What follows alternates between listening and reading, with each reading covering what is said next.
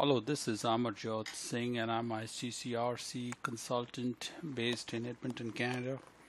And many people who know me, they know my interest in immigration law, the way I like to delve beneath the decisions on the immigration application and find out what is the cause, what is the legal background of the cause, and then try to share it with other people so that they can learn. As aptly it's called, learn from your refusals. When we read the cases of other applicants who were refused in a different circumstances, we get to understand how do we prepare well so that we can avoid mistakes for our clients in the future. In that series, I'm going to share with you a case. This is, as you can see on the screen, Federal Court of Canada.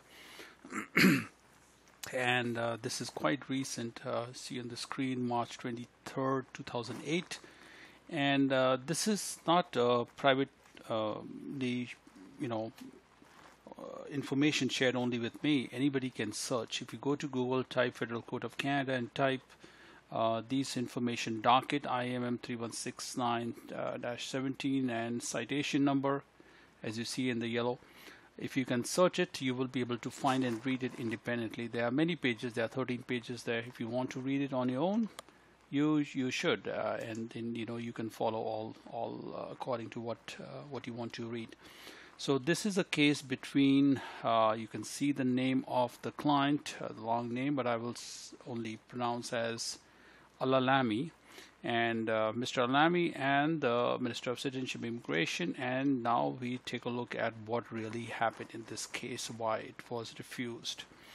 So I'm going to go slow, step by step, so that you can follow, and you can also pause the video and just read on the screen.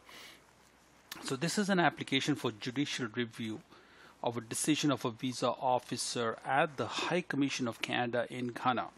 This was dated on June 1st, 2017, and the application was rejected. The TRV, the visitor visa application, was rejected.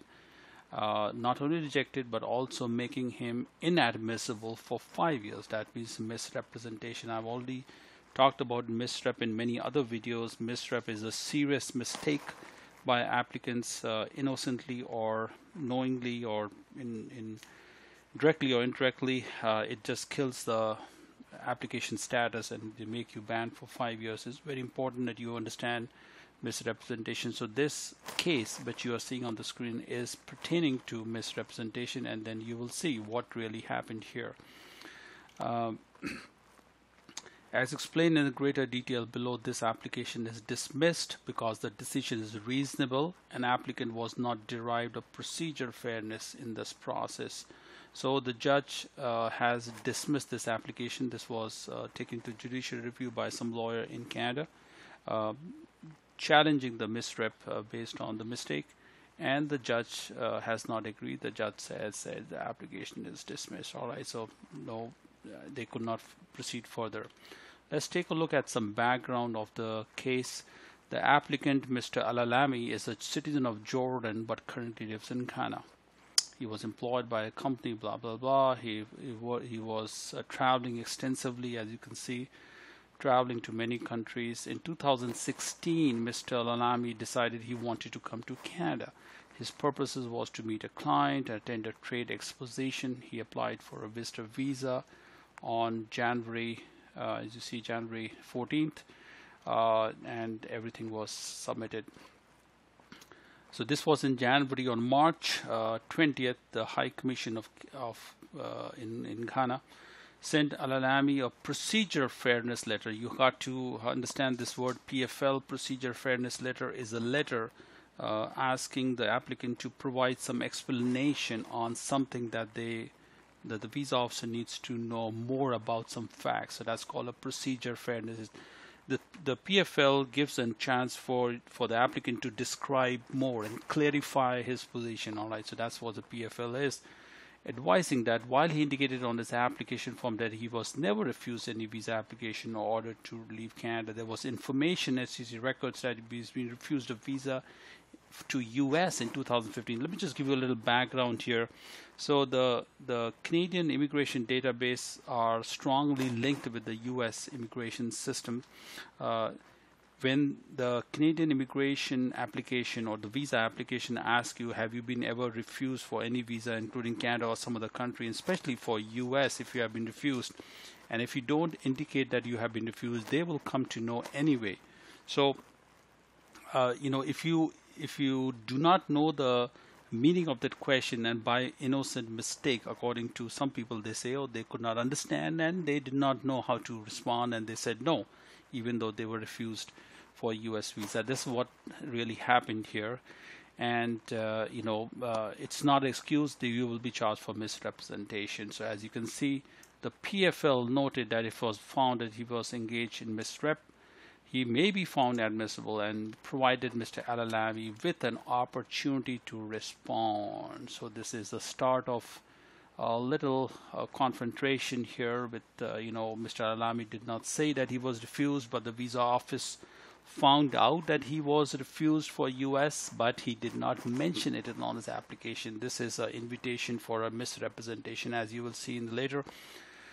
Mr. Alalami has responded that he made a mistake, having misread the question in the application form about visa refusals that only applying to Canada, and provided a detailed account of history with the USCIS. That's fine. So the June letter communicating decisions are based on flight has not satisfied you. And of course, the procedural fairness explanation did not satisfy the officer. The officer made him inadmissible, as you see in the yellow, under section 41A of IRPA, and that's it, and you're done for directly or indirectly misrepresenting or withholding material facts relating to a relevant factor that induces or could induce an error in administration of IRPA. For people who are interested in immigration law of Canada, all you have to do is just go and type this in on Google, Immigration Refugee Protection Act.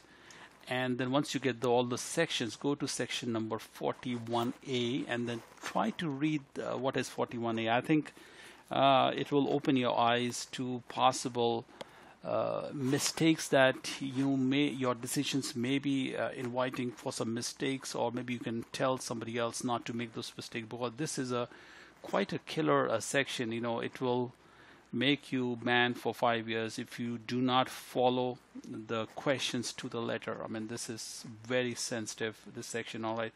So anyway,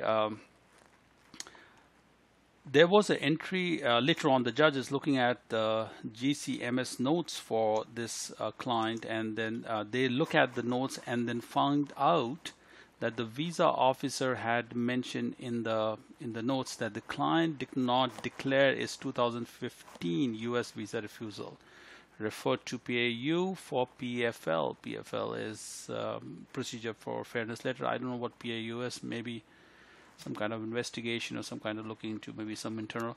I have no idea what PAU is, but PFL, as you know, is procedural fairness letter. All right, so look at all other things. There were other GCMS notes. The visa officer is also writing, by not providing truthful background information, the applicant withheld a material fact relating to a relevant matter that could have induced an error in the administration of IRPA, which is directly section 41A, as we saw on the top. So this matter is now in front of the court in Canada, and now they are looking to find out what to do with this case. The applicant has challenged it, not challenged, I mean asking for review, judicial review. And these are the questions under assessment now. The applicant raises the following issues for court's consideration. Number one, A, was the applicant deprived of procedure fairness? Number two, did the officer fail to consider or apply the innocent error exception applicable to finding? So there, in some cases, as you will see down below, in some cases to misrep, innocent error exception was allowed, and in this case, the judge wants to find out, did the officer actually fail to consider that exception? In this case, we will see later. Number C is, did the officer err in assessing the materiality of misrep?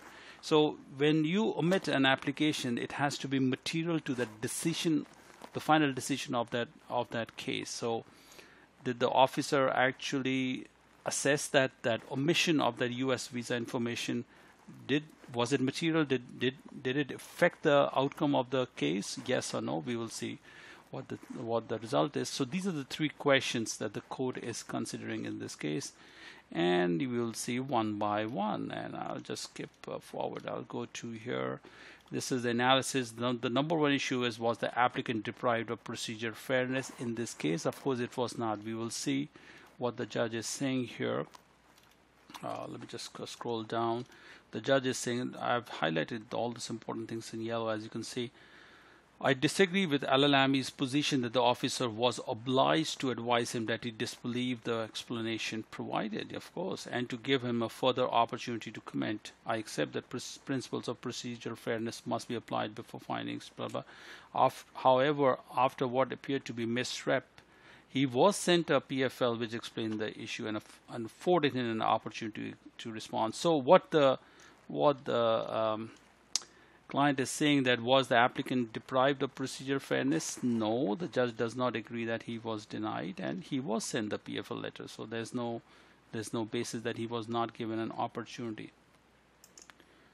Mr. Al-Alami then provided his explanation. I do not consider the principles of procedural fairness to require the officer to advise Al-Alami that he did not accept the explanation. So once the explanation was given by the client to the visa officer, there was no need for the officer to inform Mr. Al-Alami that he does not accept the explanation. Whatever explanation was given, the explanation was taken in, whether the visa officer actually believed in the explanation or not. So that is a privilege of the visa officer. He does not have to really let the client know that I don't believe in whatever you are saying. There was no need, and judge is saying there was no need.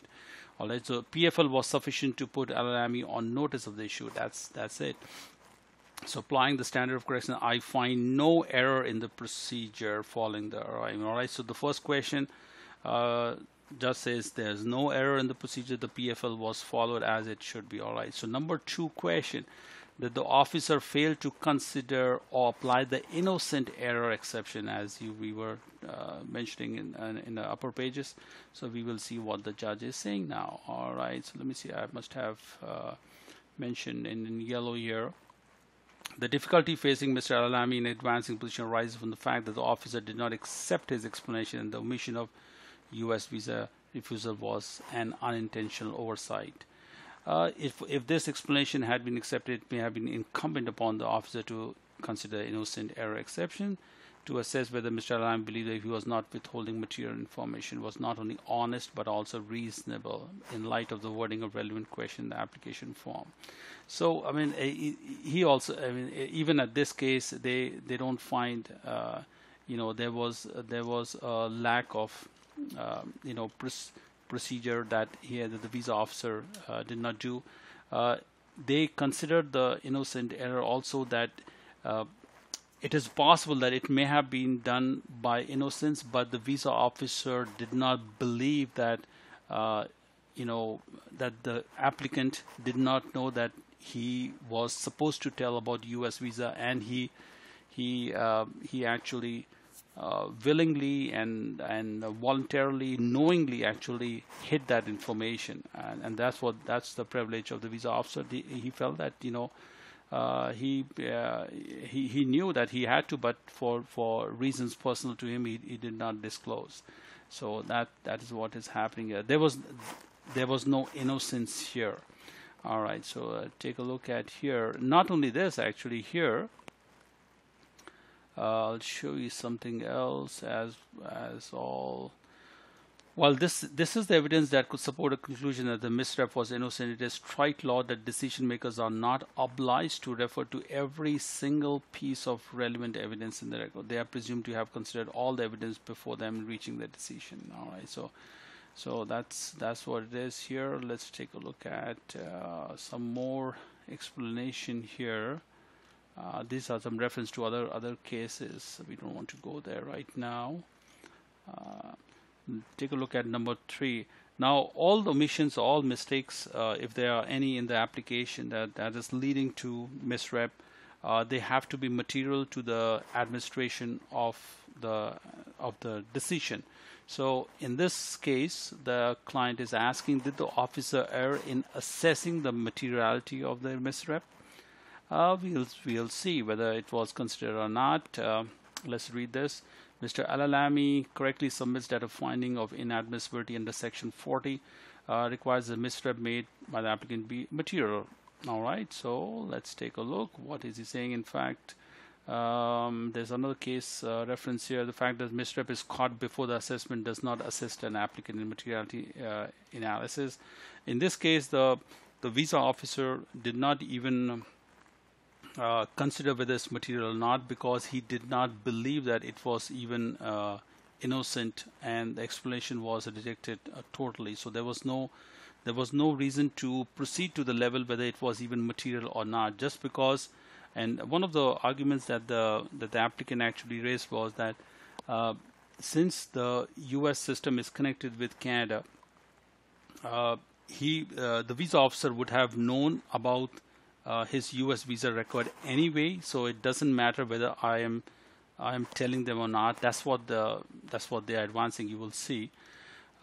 Let's read where they are saying here. Here it is.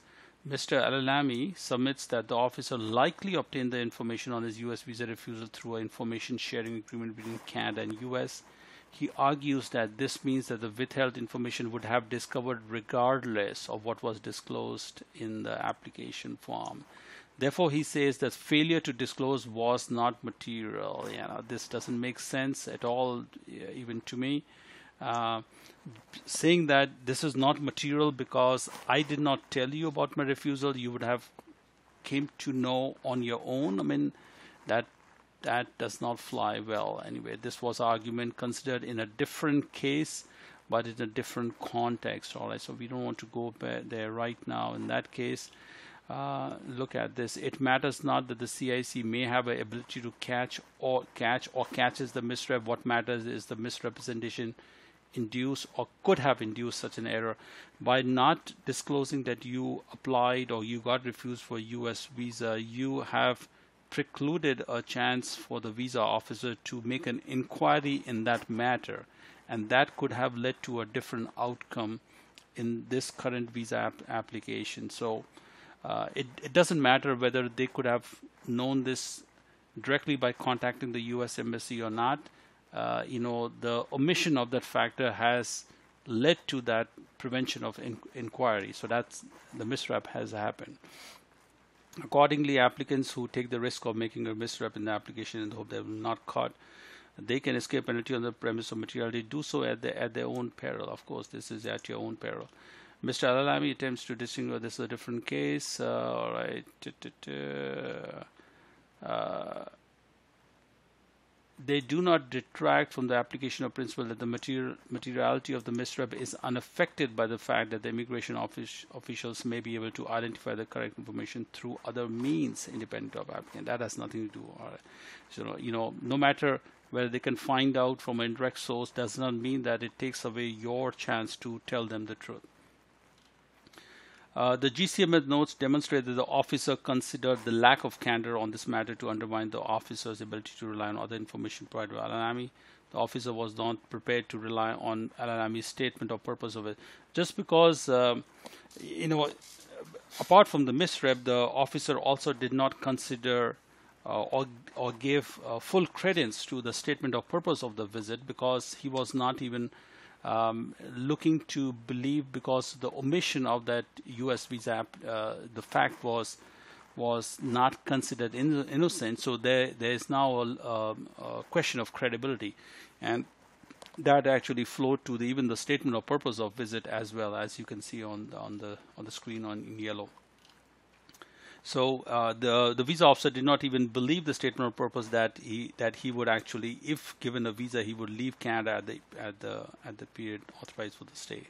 So that's what it is. So in conclusion, look at all this. Having considered the applicant's argument and having found no reviewable error, this application for judicial review must be dismissed, and that's the end of it.